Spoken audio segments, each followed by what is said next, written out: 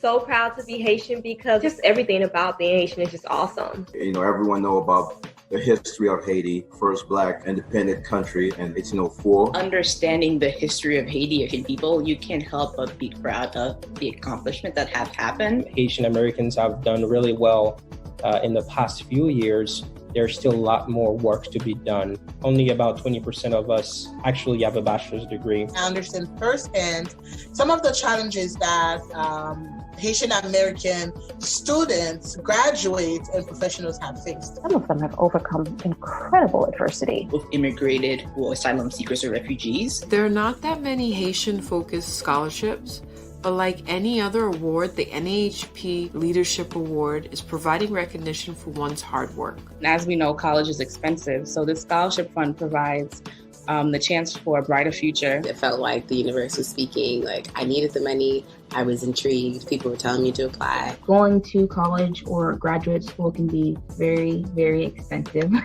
So donating to a scholarship like this would help that expense be more manageable. Future generation of leaders, scholars, entrepreneurs, young adults that are trying to make something of their lives. They are rock stars. They just need the help, and they need us to help them accomplish it. There's like this Haitian proverb that says, "Meilleur pied palu," many hands make the load lighter. Log in and you can donate $10, $25, $50. It makes me think of the Malcolm X quote that education is our passport to the future, for tomorrow belongs to those who prepare for it today. It makes me happy to know that our organization is contributing to that goal, preparing others for the future.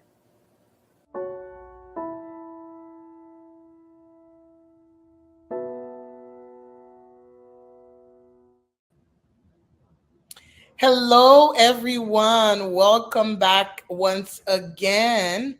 My name is Doris, Claslyn Doris Chin-Pierre, but I'm known by many as Doris. I am the scholarship coordinator here at the National Alliance for the Advancement of Haitian Professionals. It is once again a pleasure to be here to provide you with best tips and strategies so that you can submit a successful scholarship application. And so I'll spend the first 30-40 minutes going over my usual tips for you and strategies. I'll go through the application, and then I will leave plenty of time at the end to answer any questions that you may have about the scholarship, about the process, etc. Well, let's get started. I am going to go ahead and share my screen. And as always, this is meant to be more of a conversation. If you have, specific questions, I'm happy to respond. I'm happy to address any concerns or any comments that you may have about the scholarship process. All right. So I'm gonna go ahead and start. This is the name of the webinar for this afternoon is Scholarship Application Strategies, presented by yours truly, Claslyn Doris Jean-Pierre. But today we are going to focus on the NAP Haitian American Leadership Award Scholarship, where every year so far we have awarded 5 students and recent graduates with a scholarship to continue their education. And of course, we will explore strategies to assist you in submitting a strong scholarship application.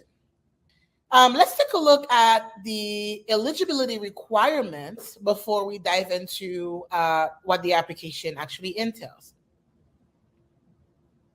And bear with me here. I could load it on here as well and see which one loads faster.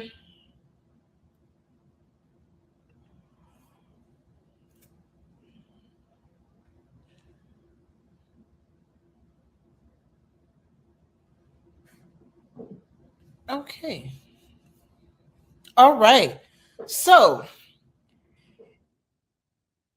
I'm going to go ahead and go over the eligibility requirements or criteria. You must be enrolled in an accredited university, 2 or 4 year college or university.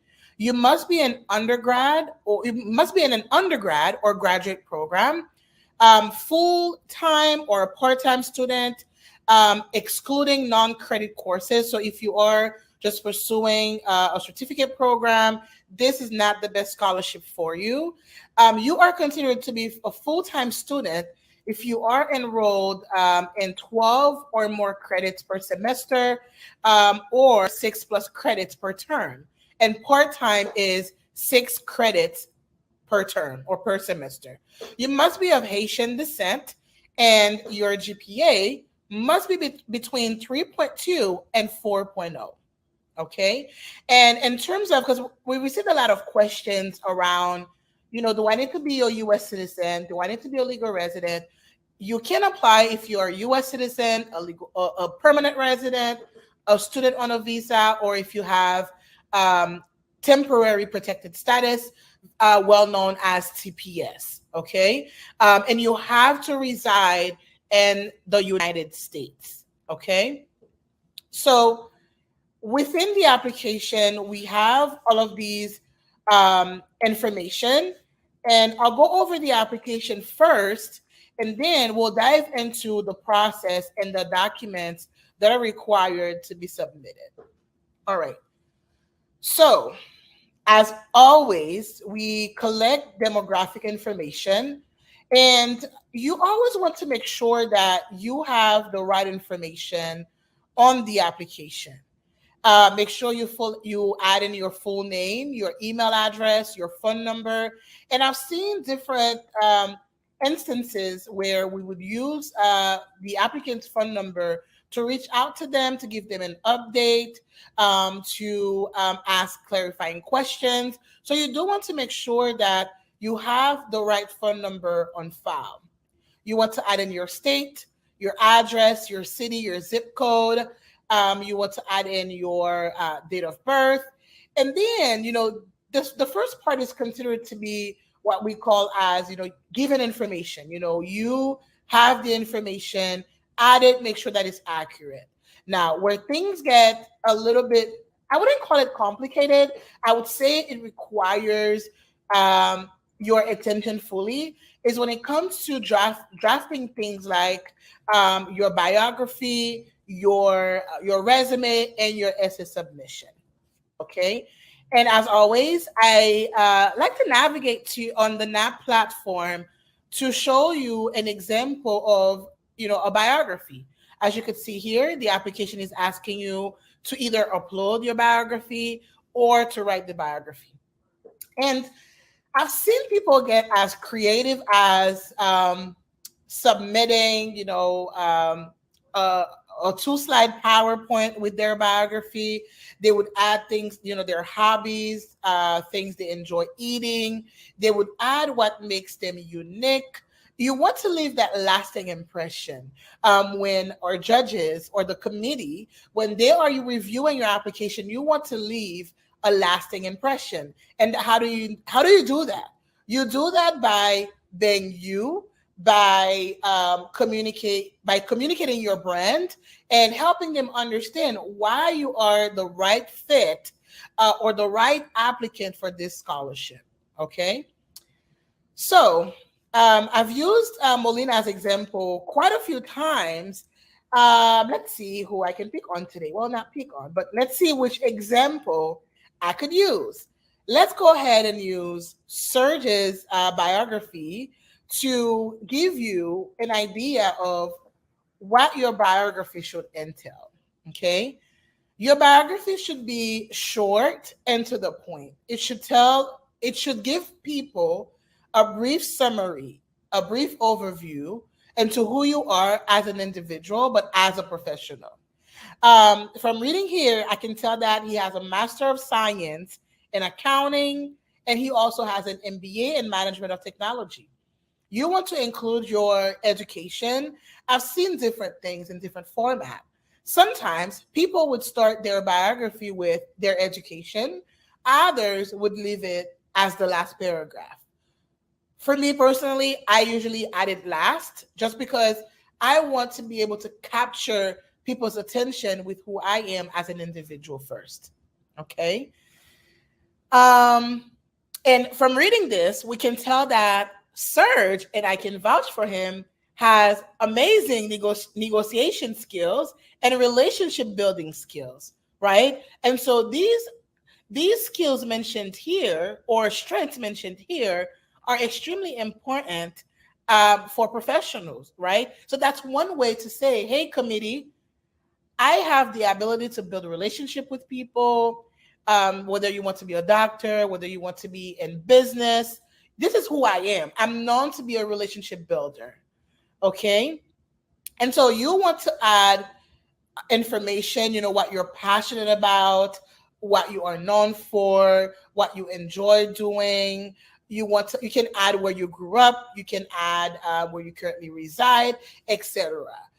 Keep it short. And you could see here, one thing that I'll point out as the last tip for a biography, it starts with Mr. Renault, right? Instead of I am someone who is, you can speak in first person as well, but I've seen that most of the times people would just write a biography in third person in a way, okay? So find what suits you the most, find what tells your story, and give the committee members a full idea of who you are as an individual and as a professional. Okay. All right. Navigating back to the application. The second component is an essay. And with essays, I have best tips, which I always cover at the end. The prompt for this year says, tell us about a situation when you had to overcome barriers and demonstrated leadership to achieve a goal. Okay, so make sure you take the time to think thoroughly about the essay question and make sure you address all components of the question, right? So for example, an essay would not be considered to be fully complete, or I would say meeting or responding to the question if you provide information about the barriers you've had to overcome, or if you describe the situation, right? But then you don't talk about how you went about it. What are the strategies that you used in order for you to overcome these barriers? And how did you demonstrate leadership? Did you were you throughout the barriers, throughout the challenges, did you stay focused? You want to talk about that. Did you reach out to other people for advice? You want to talk about that. Did you get to a point, in the situation or during the challenging times, did you want to give up, but then you remember your end goal and you said, Doris, you will not give up today, right? You want to tell that story. When you write an essay, you want to ensure that it makes sense. Okay? Tell that story. Tell your story. Tell your story. Okay? And so you want to tell us about the situation, but you also want to talk about how you overcame the barriers and how you were able to demonstrate your leadership skills. And so the last piece of that essay should always talk about the goal that you were able to achieve as a result of overcoming these barriers and using your skills, your leadership skills, to achieve the goal. Like, what was that goal? Was it that you wanted to finish college? Was it a goal for you to launch a business? Was it a goal for you to empower others, right? You want to talk about that achievement. You want to say, as a result of the strategies that I used, I was able to achieve X, Y, and Z. Bring it all together for the committee, okay? Don't leave us guessing. Bring it all together. Talk about that achievement. We always celebrate achievements here at NAP. We want to celebrate your achievement. Great. We can continue. The other piece that we would like for you to provide is a professional headshot. Now, a professional headshot is not a selfie. It is not, it's not a group photo, right? You went out for girls' night. It was girls' night out. Or you went out with your family members. You took a group photo, or you were drinking water. You were, sipping. I don't know what you may have had in your cup. You don't want to provide that photo. You want to provide a professional headshot. And we can navigate again back to the NAP website. As you can see here, I could clearly see his face, right? He's smiling a little bit, right? This is considered to be a professional headshot. Molina also has a professional headshot. Mika, one of my all-time favorite colleagues at NAP, take a look at her headshot. She's wearing blue. She has a nice color on. Her makeup is not too heavy. You could see her full face. That's why it's considered to be a professional headshot. I've seen other people get creative, right? If you are in the creative field or creative industry, and you have taken a photo sitting on a couch, as long as we can see your face fully, it could be considered a professional headshot. Now, you have to take into consideration your attire, what's in the background, etc. For example, if you don't want to pay JCPenney or another photographer to take professional headshots for you, if you have a nice phone, an iPhone, an Android phone, you can ask one of your family members, one of your friends to say, hey, I need to take a professional headshot. Can you please help me with it, right? And you need to find, you need to stand somewhere that's clear, like your background has to be clear or at least blurred out. Show your full face. Like, you can't have your hair covering your eyes or your hair covering your nose or covering your lips. You want to show your face as much as possible.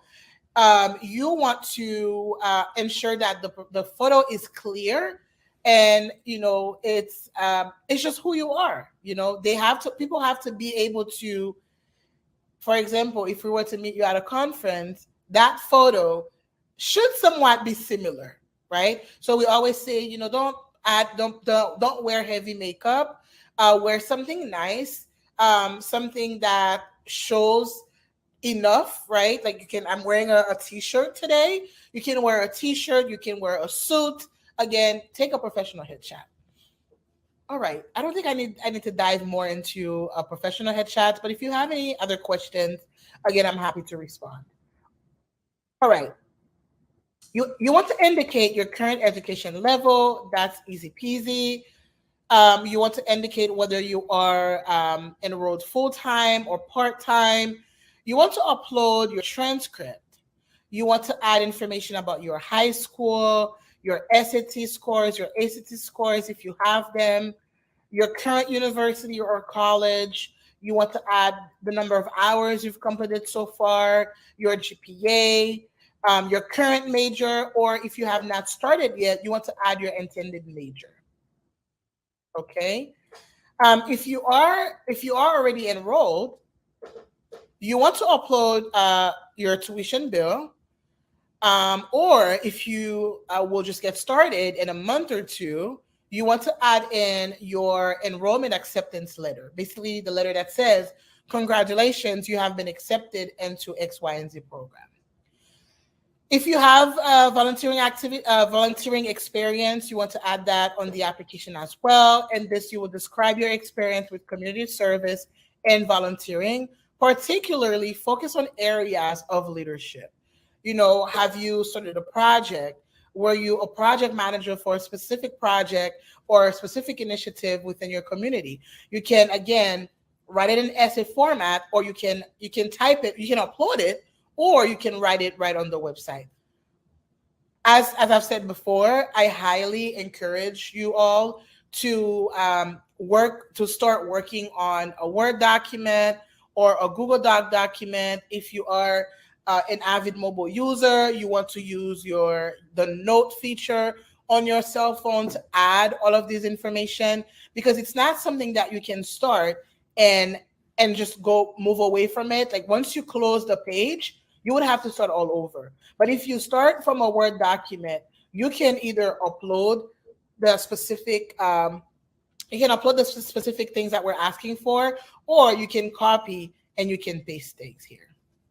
Okay, and you can format.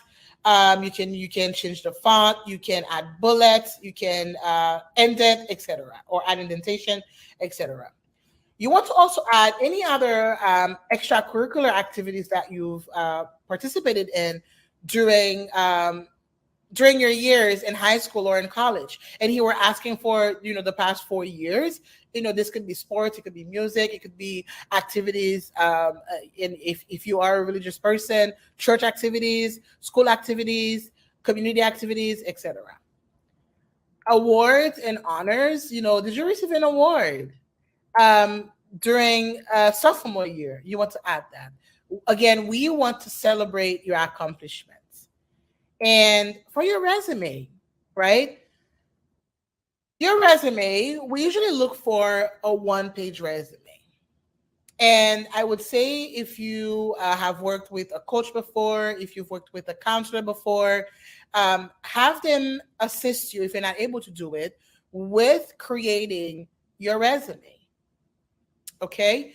And let's say that your regular resume is 3 pages. There are many strategies you could use to remove any additional information that's not relevant for the scholarship, so that you can keep your resume as short as possible. And of course, we're asking for 2 recommendation letters.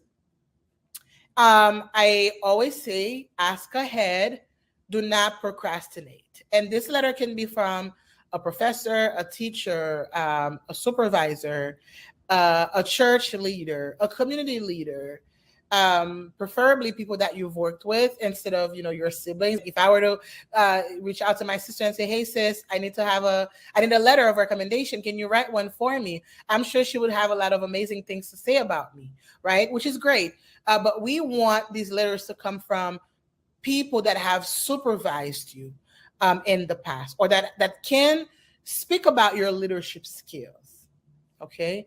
And once you have all of the information aforementioned, you need to click I agree, and then you would submit your application. And of course, it's not going to allow me to click send because it's not completed. All right. So easy peasy. And again, we continue to use the exact same applications that we've used in the past. It's a simple application. It's not a 3-page application. Take the time, start gathering all of the information that you need ahead of time. Okay. All right. So navigating back to this page, as I've mentioned, you want to submit a proper your essay in proper format. The essay should be typed, should not be handwritten.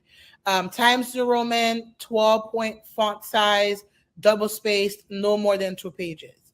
So again, this is where I highly encourage you to ask a supervisor, a friend, to look over the essay and provide insight. The letters of recommendation, as I've mentioned before, it can come from a professor, but at least we would like for one of them to be from a professor or a teacher.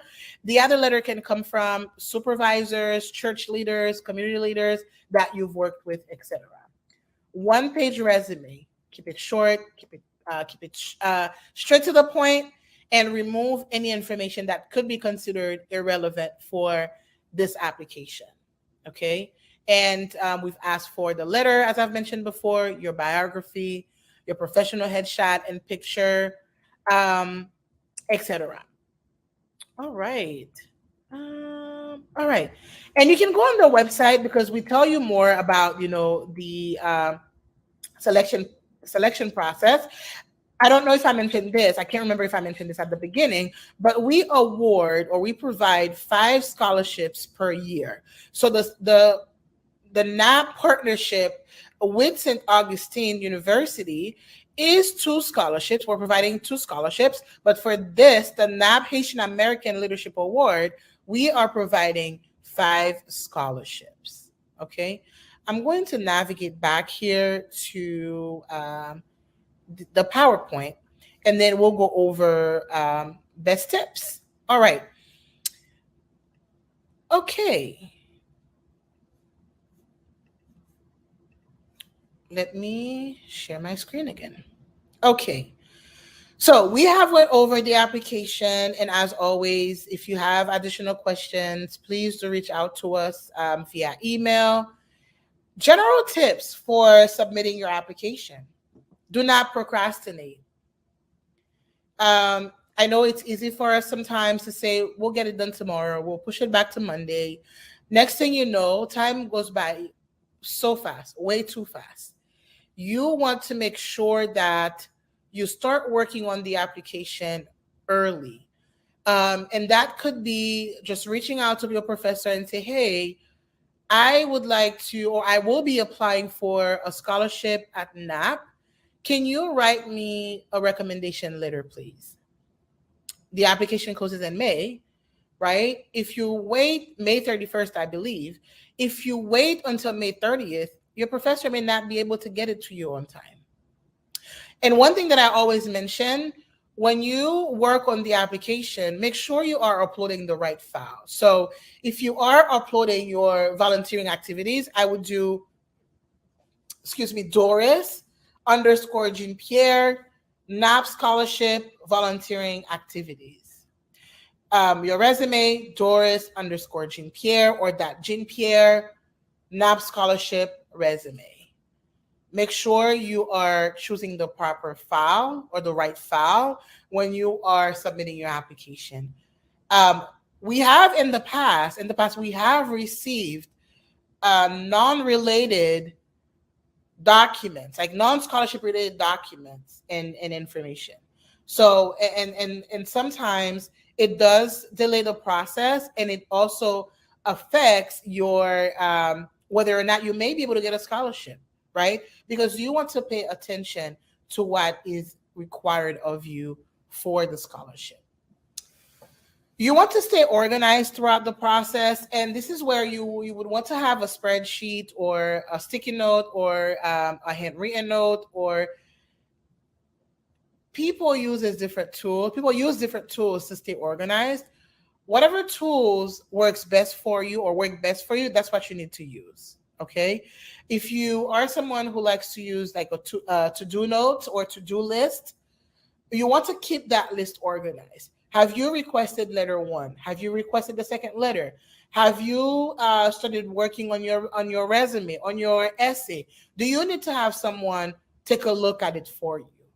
Check these things off as you continue to work on the application. Pay attention to details and requirements. I mentioned this a couple of seconds ago. You want to make sure you are addressing the question or questions that are being asked. You want to make sure that you are uploading the right file. You want to make sure that you are reviewing your application in full. You want to make sure that you meet the requirements. Take the time, navigate on the website, and learn more about the scholarship, the criteria, etc. Complete the application in full. And as you could see on the website, as you saw earlier, if you don't have all of the information that are being asked, you will not be able to submit your application. Now, if you want to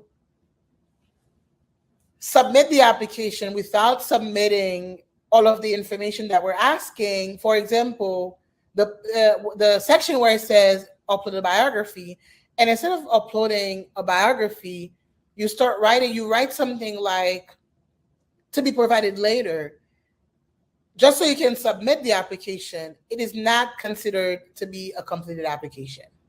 You have to provide the exact details that we're looking for and that we're asking. And just so you know, at the beginning of the scholarship review process, we screen the applications to ensure that anyone that we refer to the next step in the process, they have everything that we're asking. Do they have a resume? Have we received their letters? Did they provide a biography? Do they have a professional headshot?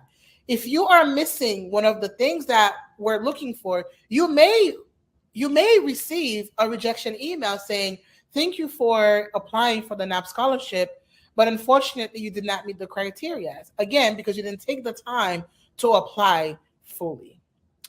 Give it a final once over. And it's something that you can do yourself, but I encourage for you to ask a colleague. I encourage for you to ask a family member to review the application for you, to provide any insight, to provide feedback, so that you can submit, you can put your best foot forward, basically. Okay. All right. And ask for help if you need it. Let's say that in working on your resume or on your essay, you've had to overcome many barriers in the past, and you don't know which one to focus on. Maybe sit down with a friend and have a conversation and scope it out, right? Let's say that you are on the website and you are having trouble uploading your essay, uploading any of the documents that we're asking. You can certainly feel free to reach out and say, hey, I'm having technical difficulties on the website. Can you help me with that? Okay. Ask your professors for assistance. Ask your teachers for assistance. Ask your mentor if you have one, or your sponsor for assistance if you have a mentor or a sponsor. Okay. And the best tip of them all, stay professional throughout the process. In the past, we have received interesting emails. If for any reason you decide to procrastinate and not work on the resume, on the application ahead of time. Every now and then we may extend the deadline for the application, but until you see an official letter, an official email, an official post from NAP on Facebook, Instagram. We don't have a TikTok yet. Facebook, Instagram. I know we're on Twitter, or via the newsletter saying, we've extended the deadline for the application. Do not just assume that we're going to extend the deadline. Okay? Use the deadline that we've provided on the website to work on the application and to submit it on time. Do not procrastinate. Do not wait on it. And do not just assume that we are going to accept a late application, or for whatever reason, don't assume that we'll make specific exceptions, right? We want the process to be fair, and we want it to be an equitable process. That's why we've established things like criteria and deadlines. So make sure that you start working on your application early. Going back to point number 1, do not procrastinate. And throughout the whole process, stay professional.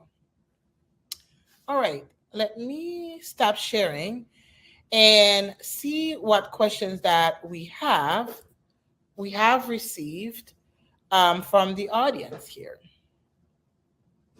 All right, I'm a high school junior, but I am an early graduate. Not sure what the question is asking. Not sure if you are wondering whether or not you would be eligible for the application. If you are in high school, like, I would need a bit more information. Is it that you participated in dual enrollment, which is where sometimes while you are in high school, you are taking college classes or college courses?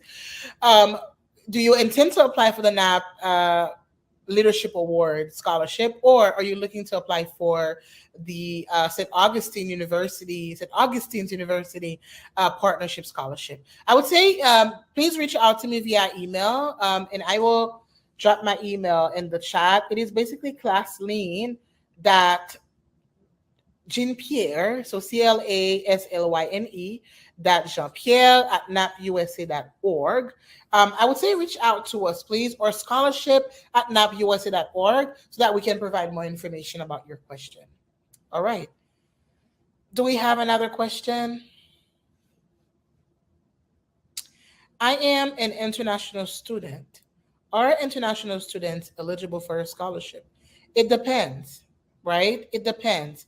If you plan on pursuing your education here in the US and you reside in one of the 50 states, or you are a legal resident in the United States, you are eligible for the program. If you are on a student visa, you are also eligible for the program. And is it that, again, I would just need to clarify the question a little bit more. Are you here in the US studying? Because then you would be considered to be an international student on a visa, maybe on a visa. You would be eligible for the program, for the scholarship. All right. Any other questions?